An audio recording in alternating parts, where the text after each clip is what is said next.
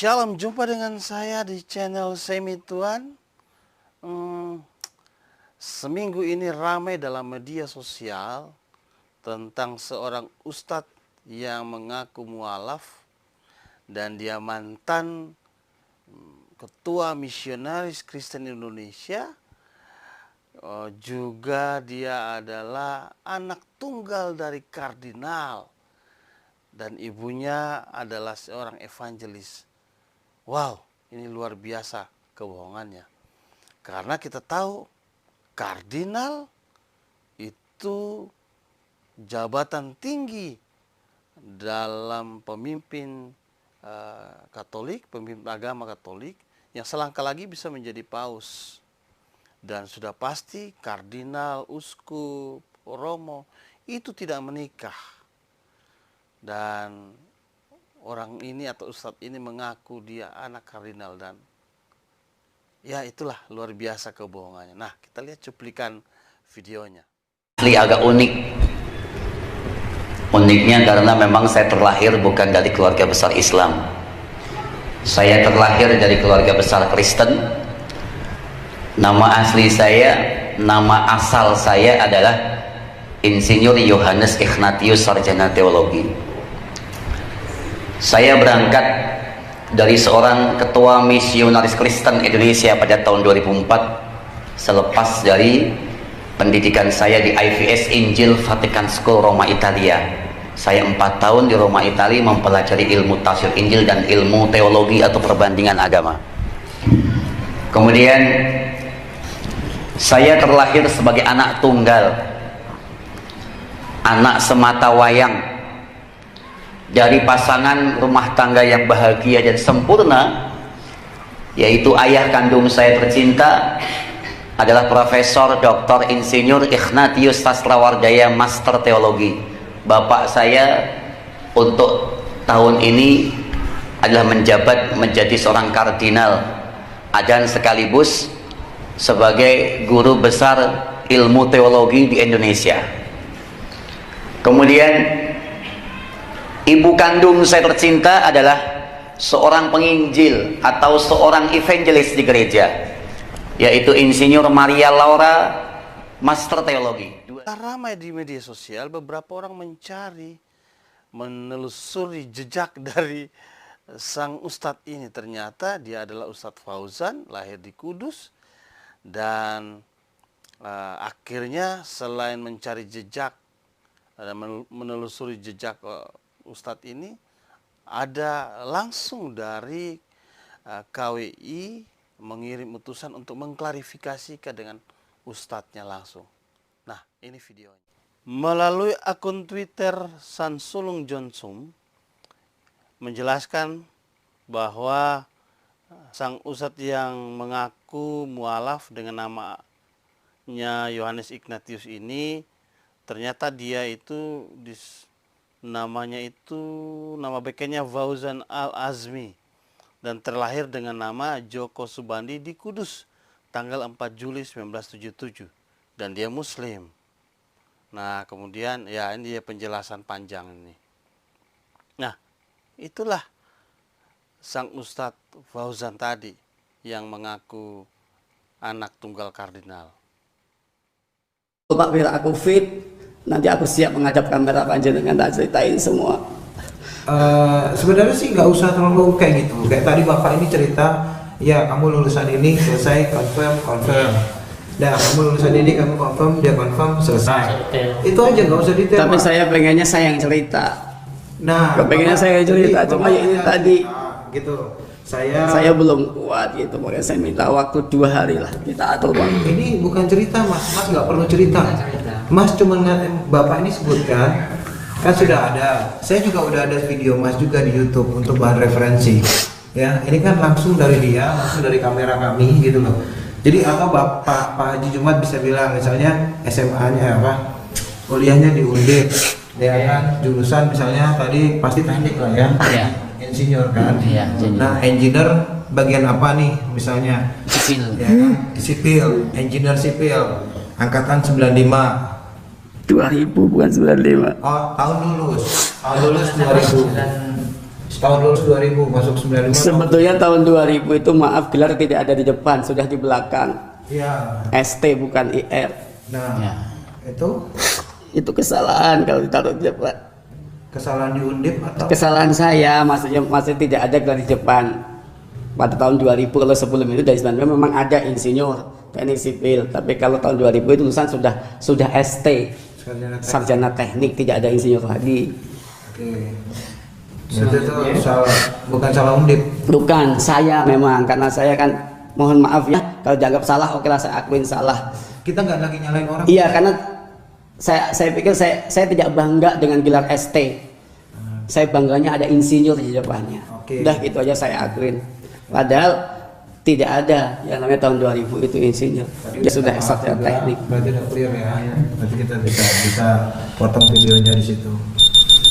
Terus Nantilah Pak, ya Allah minta tolong izin saya pengennya saya ingin cerita, pengen tak tuntasin semua. kemudaratan yang ditunggu dan ditunda dan disebarkan yang akhirnya menimpa banyak orang, itu bukan satu hal kebaikan. Inilah Islam. Islam itu ada masalah segera diselesaikan, segera dituntaskan, ya. Tapi kan Bapak tahu kondisi saya dari tadi Pak, ya Allah, kenapa Anda nggak ngerti lihat kondisi Pak, saya? besar apa Pak? Saya diserangi senasional Pak. Itu karena Anda lebih hebat daripada saya yakin kekuatan Anda kuat mentalnya. Gak ada yang lebih hebat satu sama lain Pak. Manusia itu sama lidahnya di hadapan Allah. Iya. Masalahnya saya nggak takut mati. Ya itu dong. Ya itu yang membedakan. Tapi nggak apa-apa Pak. Gini, kita mau klarifikasi karena kebetulan kita berhadapan dengan musuh yang sama Pak. Ya. Jadi kita berhadapan dengan organisasi yang sama. Gitu loh. Maksudnya saya bukan ada maksud apa Pak. Memang kalau memang bisa kuat buktinya kita hasilin mereka. Tidak. Ya sudah. Ya. Minta minum. Nah. Kayak tadi Masnya pernah bertugas di Gereja. tadi di Paroki Jawa Tengah, di Paroki Semarang. Itu di Gereja Elizabeth ya. Ya Allah. Itu membantu ayahnya kan tadi ya. Ayahnya sebagai mungkin ayahnya pembantu paroki angkatnya, karena biasa kalau yang di paroki itu nggak boleh orang selain orang dalam ya. Jadi di situ ada brother, ada fraternya, ada susternya. Nah itu di dalam paroki itu seperti itu tatanannya Pak. Nah, yang bekerja di situ sudah masuk di dalam tatanan paroki Pak. Saya kebetulan pater itu imam. Jadi saya pater, imam untuk administrasi gereja Katolik seluruh Indonesia. Suran jejak Sang Ustadz Fauzan ini dan juga klarifikasi dari KWI melalui Romo tadi, saya melihat bahwa ternyata Ustadz ini memiliki masalah kepribadian. Dan juga memang dia berupaya untuk menarik massa, menarik perhatian orang, kemudian mencari ketenaran, dan melalui itu ya dia bisa mendapatkan uang karena diundang kemana-mana. Jadi dia melakukan berbagai cara untuk supaya dia tenar. Dan ya itulah, ada masalah kepribadian. Namun saya juga kurang percaya dengan klarifikasinya dia juga, karena bisa saja dia bohong. Nah, tapi ada pelajaran yang kita bisa tarik dari kisah Ustadz Fauzan ini, yang mengaku-ngaku anak kardinal ini. Yang pertama, bagi para pengkhotbah, bagi para pendakwah yang menyampaikan firman Tuhan berdasarkan ajaran agamanya, berhati-hatilah di dalam pengajaran kita, berhati-hatilah di dalam kata-kata kita, berhati-hatilah dalam khotbah atau dakwah kita. Apalagi sekarang di dunia yang sangat terbuka ini, kita akan dituntut secara sosial dan akan mendapat penghakiman secara sosial jika kita salah dan tidak jujur di dalam kita menjelaskan dakwah atau khotbah kita. Karena itu berhati-hati dengan setiap dakwah kita. Sampaikanlah dengan penuh kejujuran. Sampaikanlah dengan penuh kasih. Ya. Jangan ada pembohongan-pembohongan. Itu yang pertama. Yang kedua, sampaikanlah dakwah atau khotbah kita dengan damai. Sampaikanlah dengan damai. Walaupun mungkin Anda berasal dari agama yang lain. Jangan kita mengkhotbahkan agama lain, agama yang pernah kita tinggalkan, yang setelah kita tinggalkan itu dengan menjelek-jelekan. Mari sampaikanlah apa kata kitab suci Anda dengan baik. Kalau ada klarifikasi, silakan klarifikasikan, tetapi dalam damai. Jangan sampai kita menjadi provokator. Yang ketiga, yang perlu kita pelajari di sini secara khusus untuk umat Kristen adalah mari kita tetap mengasihi siapapun yang menyudutkan kita, yang menghina kita, yang memfitnah, berkata-kata tidak baik pada kita. Silakan kita terima. Yesus pun mengalami itu semua. Dan dia mengajarkan kepada kita untuk apa? Tetap mengasihi musuh, mengasihi orang yang memfitnah kita. Dan saya akan bacakan beberapa ayat firman Tuhan. Paulus pernah berkata dalam Roma 12 ayat 20-21.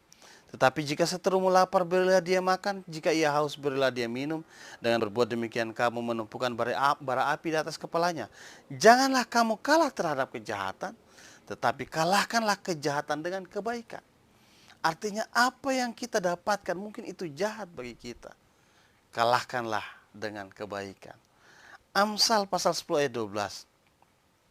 Kebencian menimbulkan pertengkaran, tetapi kasih menutupi segala pelanggaran. Mari kita sebarkan kasih, bukan kebencian.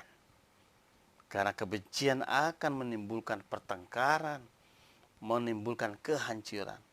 Tetapi kasih akan membangun, kasih akan menutupi pelanggaran. Jadi mari kita sebarkan kasih. Kalau kita misalnya diserang atau difitnah, kita wajib memberikan pertanggungjawaban iman kita, mengklarifikasikan. Seperti Romo tadi mengklarifikasikan dengan cara yang baik, mengundang tokoh-tokoh agama, sama-sama duduk dan mengklarifikasikan. Itu cara yang baik, cara yang damai. Dan juga kita sebagai umat Tuhan, sebagai orang Kristen, mari kita mempertanggungjawabkan iman kita dengan cara yang damai, menjelaskan dengan cara yang damai, tanpa menjelek-jelekan agama lain. Mari kita tekuni ajaran kitab kita. Mari, bukan berarti tidak belajar agama lain. Kita perlu belajar, tetapi kita tekuni ajaran kita. Sebarkan apa yang diajarkan itu. Itu lebih dari cukup. Karena itu, mari terus dalami Alkitab, firman Tuhan. Sebarkanlah dalam damai. Karena apa? Orang Kristen harus membawa shalom. Itu perintah Tuhan Yesus. Jadi kita belajar dari peristiwa sang ustadz ini. Kita harus berhati-hati, sebarkan damai, dan tetap melakukan kasih, mengampuni.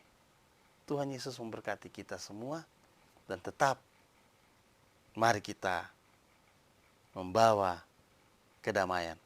Karena orang yang membawa damai, dia disebut sebagai anak-anak Allah. Tuhan Yesus memberkati.